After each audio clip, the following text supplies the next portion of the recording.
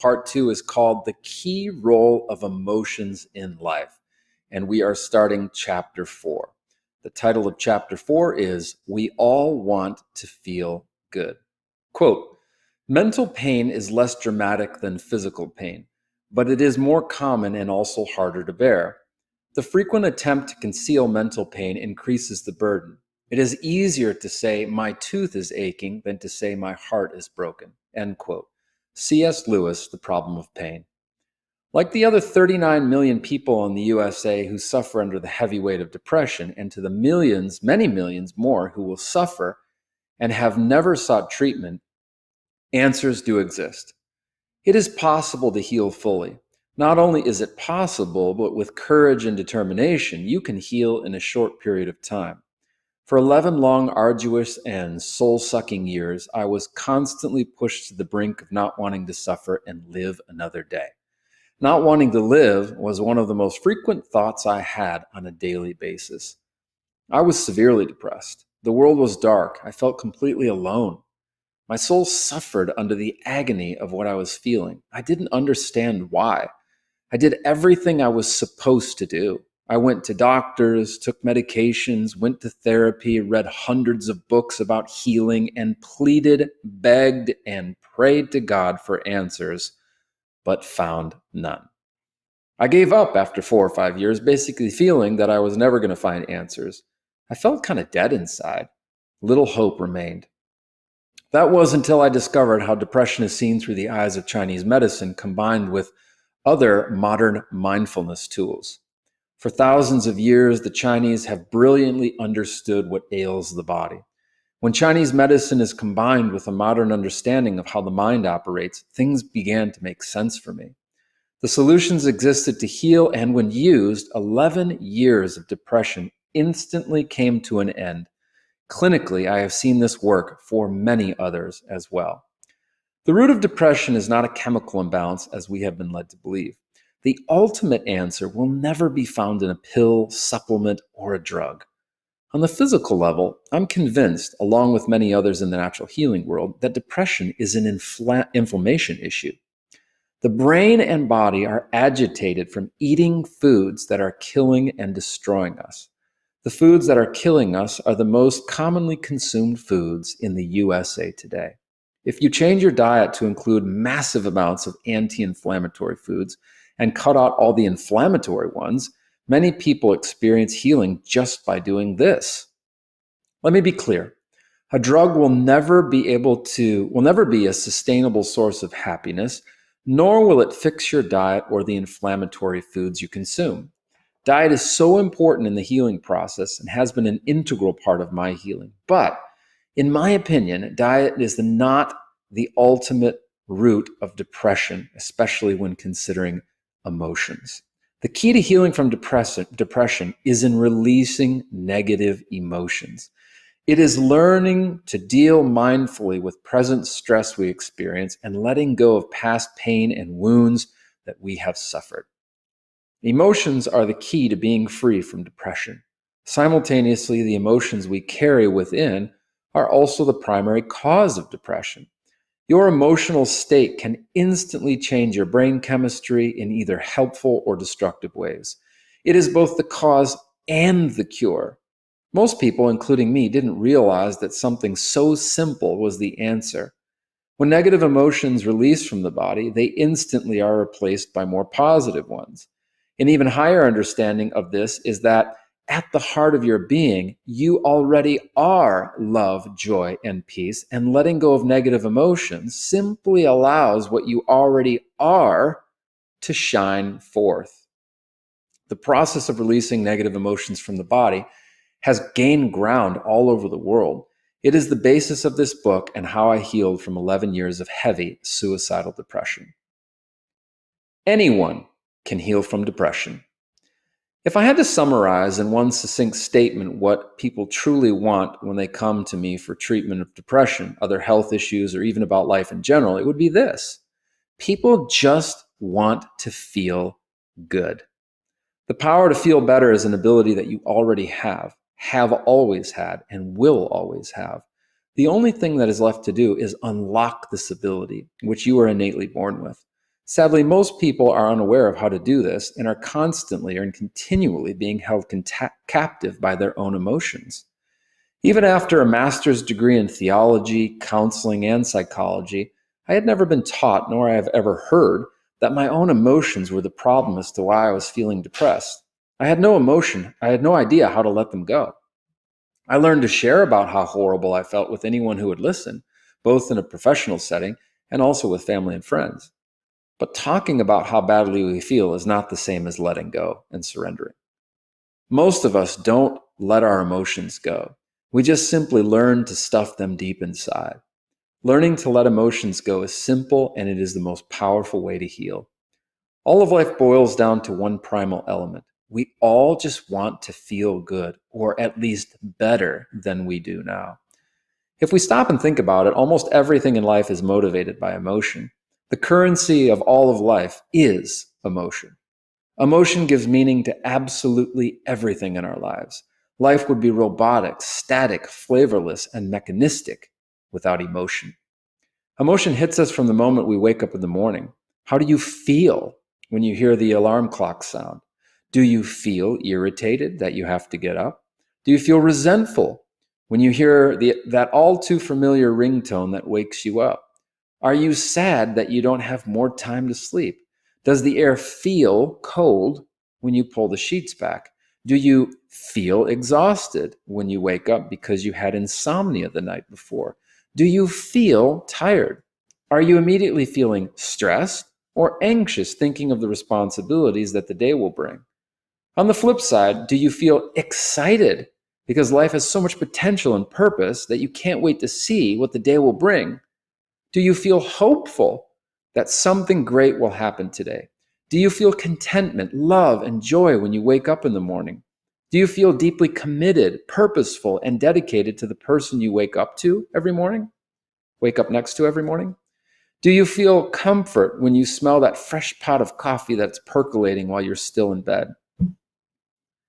These examples are a diverse range of the raw and powerful emotions, both negative and positive, that we that that we all have the potential of feeling within the first 3 minutes of every day.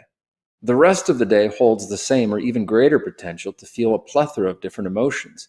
We all want to feel good, not only momentarily, but also sustainably at all times. Feeling good, centered around experiencing love, is the true state of the heart. Emotions and their subjective expressions, feelings, are the foundations of how we experience all of life. We interpret everything that happens to us in life through the filter of these feelings. Everything we do at the heart and center of our lives was generated because of a feeling or multiple feelings. Feelings are what motivate us to do or not do almost anything in life.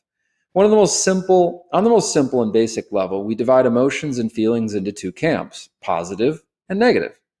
It is interesting to note that we largely define our lives by the experiences we have that carry the most negative or positive emotions in them. These are the mountains and valleys of our lives. It is these experiences and the filter of our emotions that are at the heart and center of why we are the way we are and why we have the life that we have. The sum total of our emotions indicates how we will show up in every experience. For example, if you have many life experiences from the past that hold worthlessness, you might have a tendency to show up in certain situations with defensiveness and anger in an attempt to protect yourself from the wounds of worthlessness that you carry. These emotional experiences, both positive and negative, are the heaviest contributors to our programming in life. Therefore, what are some of the most common experiences in life that we have that either generated massive amounts of positive or negative emotions that have radically shaped our world, influenced our behavior, and brought us to where we are today? Quote, "Depression is the most unpleasant thing I have ever experienced. It is the absence of being able to envisage that you will be cheerful again. It is the absence of hope, that very deadened feeling, which is so very different from feeling sad. Sad hurts, but it's a healthy feeling. It is a necessary thing to feel. Depression is very different." End quote. J.K. Rowling. The mountains of our lives. Let's consider a sample of the wide range of both positive and negative experiences we have for a moment. We buy or adopt a dog because the love it constantly gives us feels good. We feel many wonderful feelings when we arrive home after a long day of work to be greeted by the excitedly wagging tail and joy of our dog's face when he sees us. Our hearts melt for a few seconds as we embrace our precious pet and rustle the fur on its face. The world disappears for a few brief moments. Dogs, unlike humans, just offer us excitement and love. They're amazing. This feels good. When we feel good when we buy things. Do you feel good when you buy a new pair of shoes, a new dress, special cologne, or a new car? And when we wear that new article of clothing and people notice and compliment us, it feels good, really good. We feel special, important, and noticed. Those things feel good. What about the moment? What about the moment that you held your firstborn child in your arms for the first time? Many have called this feeling indescribable. The joy is too inexpressible for words. This feels good. How does it feel eating chicken wings, drinking beer, and watching your favorite sports team win by 1 point in double overtime? This feels good. Think about the time you had your first kiss. Perhaps this was a feeling like none you had felt before. It awakened a feeling in you like never before. The passion as it streamed through your veins, the anxious and exciting anticipation, and the warmth and softness of another's lips on yours can be otherworldly. The feeling of knowing that someone desires you and you desire them is amazing. Being cherished and desired feels good. Many have described getting married as one of the happiest days, if not the happiest of their life. All of your closest friends and family gathered to celebrate this sacred union. It is just one huge wave of positive emotion. Getting married for most is exciting and feels good. The sand crinkles beneath your feet. It is warm and feels like a fine white powder that sifts gracefully between your toes, grounding you to the earth. Your pores absorb every ray of light from the sun, almost feeling like you are profoundly nourishing a part of your soul. As you lie there with a margarita or whatever your drink of choice is, you breathe in the salty, pure ocean air. You take a few deep, slow breaths as your body sinks into the beach chair.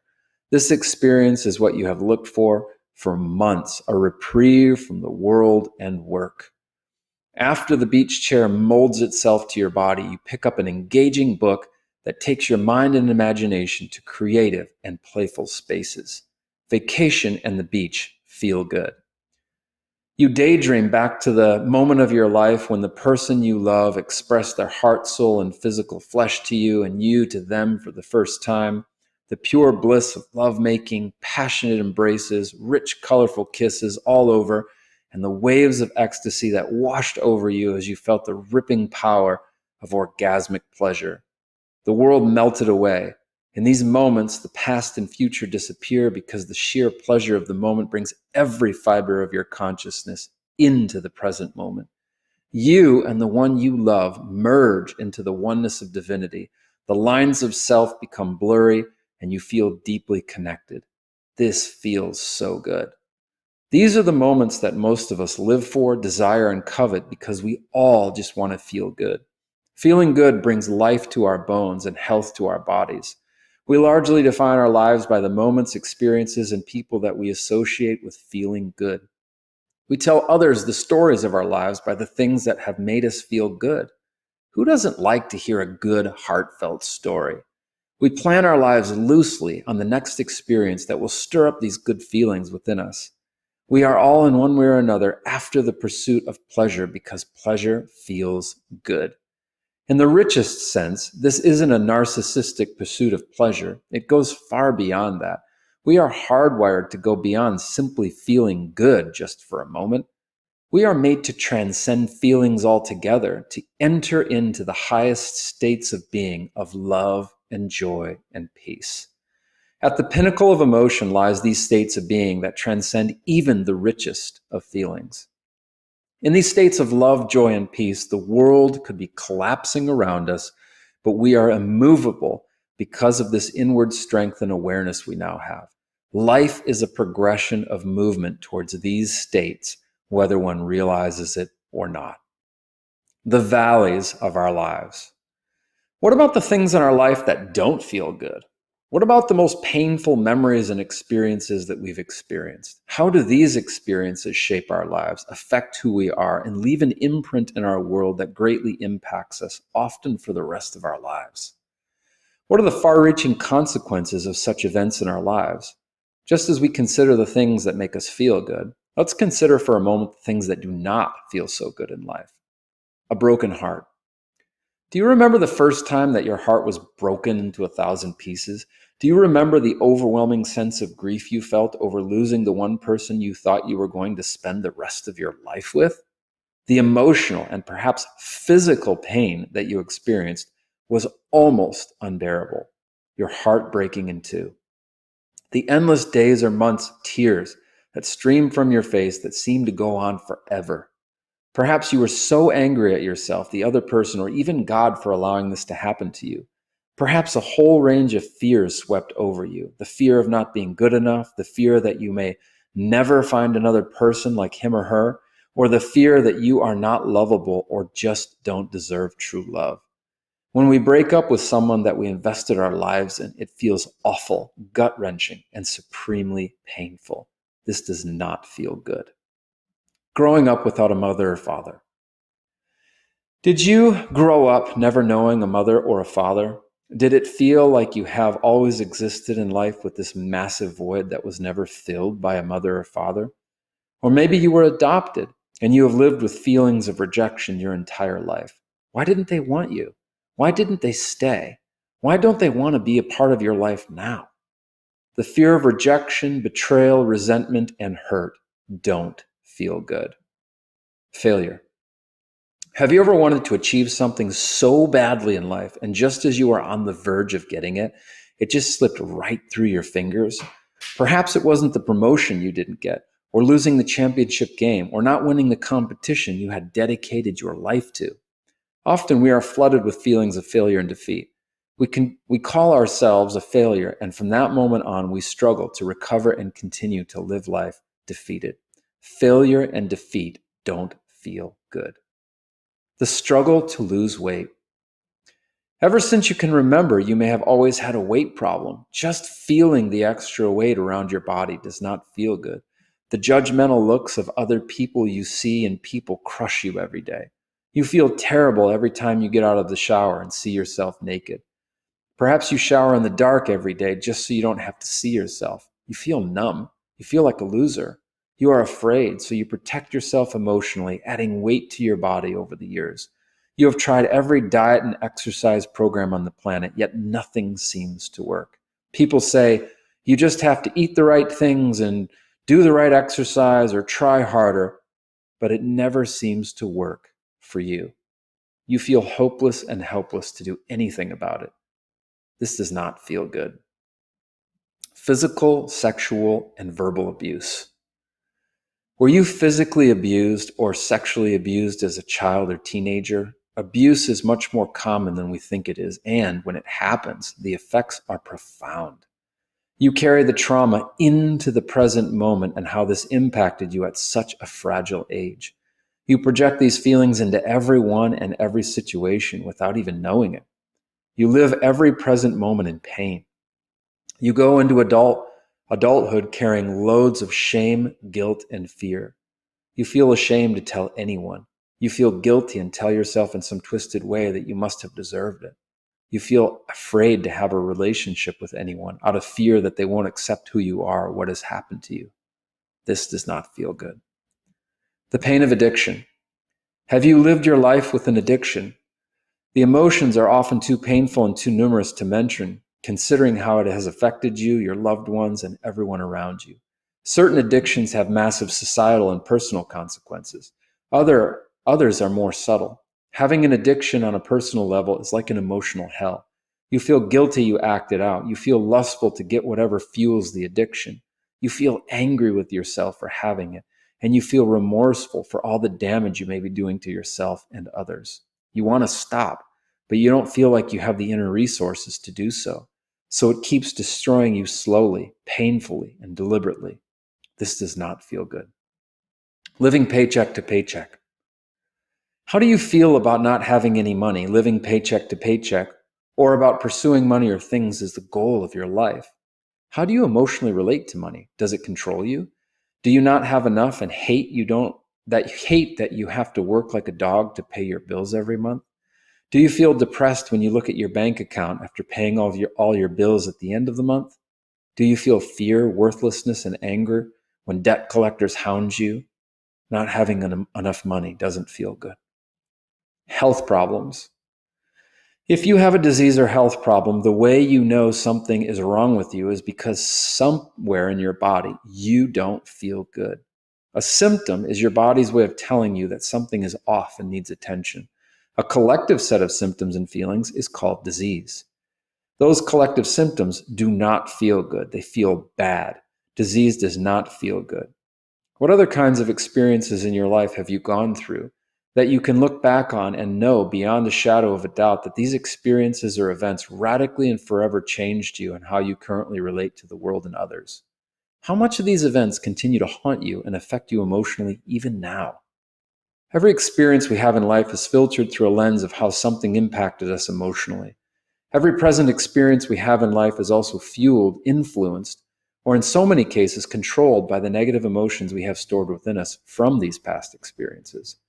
The experiences in life that are the most negative often have the most crushing and long-lasting effects on how we experience life from that moment forward.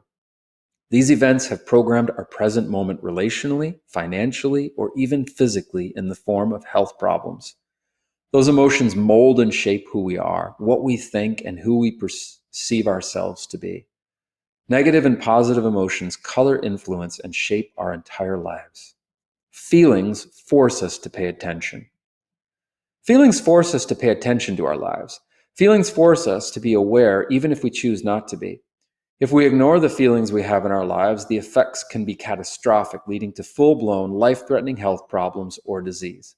If we numb our feelings with pharmaceutical drugs or recreational drugs, we miss what our bodies are trying to tell us to get us to grow and heal physically, emotionally, and spiritually. Symptoms in the physical body are our teachers if we know how to heed and interpret them. If we fail to pay attention to the recurring emotions we have in our relationships, we may fail to see what patterns of relating exist within us that may be causing our relational problems. Instead, we just go on blaming our partners and not seeing our contribution to the problem. If we never explore the deepest and darkest memories we have in life and continue to let that negative emotional energy run things from behind the scenes, we may never grow the way we are designed to grow. Instead, we become sicker and feel even worse. In the most ancient of Chinese texts, we learn that emotions are the principal cause of most physical symptoms and disease. Western medicine is slowly catching up to this, as can be seen in the brilliant book, The Body Keeps the Score, by Bessel van der Kolk, MD. The truth is, emotions and feelings are the context of life itself and how it is experienced in every moment. Narcissistic or divine programming. Seeking positive emotional experience is not just a narcissistic pursuit of pleasure. While feeling good in the moment is what many people live for, something much more profound and deep within us longs for us to experience love and joy and peace at all times. What if it were possible to feel love and joy and peace at all times in spite of what is happening to you in the world? What if such a profound change happened on the inside of you so that outside experiences and circumstances didn't affect you as much anymore? Is it possible to experience life from such a perspective, even if unpleasant things you perceive as negative are going on around you? The love and peace you already carry within can project itself out into the world through you, rather than the world projecting itself into and affecting you. The point of feeling good is missed by many because the ramifications are much deeper than most think. The things that truly feel the best are actually beyond feeling. Instead, they are pure states of being. Beingness is what you already are. You already are love, joy, and peace, forgiveness, and healing. As you learn to let go and surrender, you simply uncover your true state. Therefore, you don't have to try to be anything that you already are. There is nowhere to go, and the peace you seek is already a present state of reality. You become peace because you always have been and will always be at peace. Identity never changes. You simply fall in line with or begin to recognize your true state. How does one experience love, joy, or peace as a state of being? Is it possible to experience the world in this way? As you progressively surrender negative emotions, your inner beingness begins to express itself more and more in and through you. Love and peace, as a prevailing state of consciousness, are experienced completely by a few people in the world today. However, it is becoming increasingly more common as the total consciousness on the planet continues to grow, deepen, and evolve. It is not only possible to change our emotional makeup, but it is the number one factor influencing how we grow, evolve, and thrive. A pathway exists to guide us inward, changing our inner world so that what comes out of us are increasing levels of love, joy, and peace. We can become love and joy and peace and experience these states of being in the world. Divine grace can only initiate these states of being. It happens to very few people, which is why so many people think it's not possible. As a word of note throughout this book, when a normally uncapitalized word is capitalized, like divine grace, as seen above, it's to distinguish its deeper, inner, spiritual, or divine use from its regular use. Going beyond even positive emotions into pure states of being. The consciousness and spirit of every human being were created to experience these states of being. Those spiritual leaders, saints, and avatars across time, known and unknown, are examples of this. It is being so filled with divinity from within that all that comes out of you is divine as an expression of your being. This full expression of divinity within is the end of emotionality and the beginning of fully experiencing the presence of God within. The pleasure of feeling is surpassed into being and spiritual ecstasy wrapped up in the expression of consciousness as beingness itself. It is the perpetual state of the full subjective experience of divinity. It is literally heaven on earth, or the kingdom shining forth from within. In my years of helping people to heal, the one thing I see that is by far the largest contributor to why people have health problems and disease is due to stored negative emotions and feelings from the past. It doesn't matter if someone has simple arm pain or cancer. An emotional root normally exists that is imperative to understand and release to properly and fully heal. It is also observed that people who have the most health problems are often those who have been consumed by and continue to hold on to a lifetime of negative emotions. They also have the toughest time knowing how they experience their emotions and feeling within their physical bodies. They are disconnected or disassociated from themselves. Conversely, when negative emotions and feelings are understood and then released from the body, great amounts of physical healing and internal connectedness can occur. Years of clinical experience and seeing firsthand the incredible effects of the release of emotion has profoundly changed the way I see healing. Yet this is often the most neglected, misunderstood, and least explored area of health. It happens to be the most profound area of health that can help somebody to heal. Mentioning this comes from 11 years of personal struggle in overcoming the heavy weight of serious depression after having looked everywhere for answers. The role of Chinese medicine to heal emotion.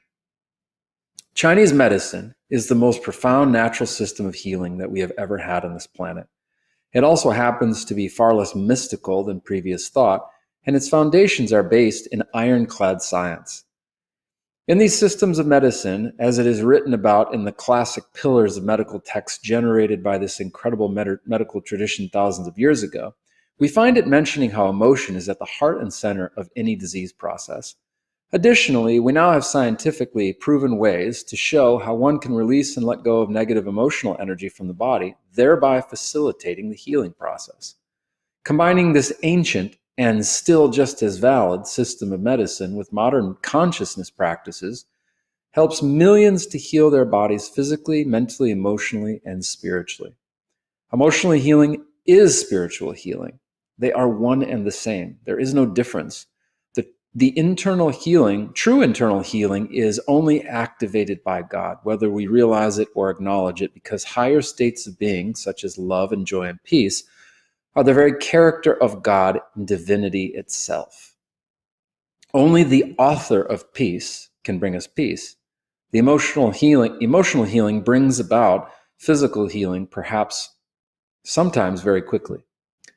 After 11 years of struggle, reading hundreds of books in order to understand myself, and having countless conversations with professionals, doctors, pastors, and friends, none of which got me very far, I was led into the world of Chinese medicine, where I learned that my stored emotions were the source of my problem. It was in this medicine that I found answers. When the awareness came after 11 long years of looking for answers that my emotions themselves were the cause of my depression, it changed my whole life. Then, when I let go of those negative emotions and experiences that were fueling the depression, it was lifted almost instantly. Even after a master's degree in counseling, psychology, and theology, and reading hundreds of books on therapy and change, it did nothing to alter how I was feeling. I have discovered that most people also feel like they are at the mercy of their feelings. Both positive and negative experiences just seem to happen to us rather than making them happen. My emotions controlled me. Do they control you? What if instead of being at the mercy of our emotions, we could learn to let go of what we were experiencing at any time and experience a feeling of well-being whenever we wanted? It is not only possible, but completely doable. Very specific tools that are explained in this book can facilitate this inner emotional transformation.